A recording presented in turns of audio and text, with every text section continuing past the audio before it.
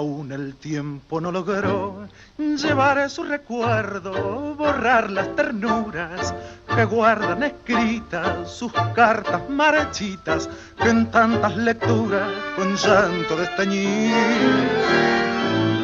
Ella sí que me olvidó y hoy frente a su puerta la oigo contenta. Percibo sus risas y escucho que a otro le dice las mismas mentiras que a mí.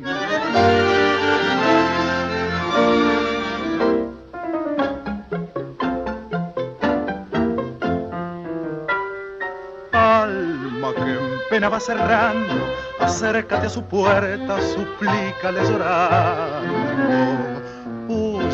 Perdona si te pido mendrugos del olvido que alegre te hace ser.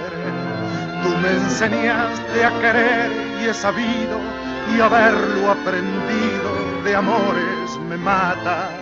Y yo que voy aprendiendo hasta odiarte, tan solo olvidarte no puedo aprender.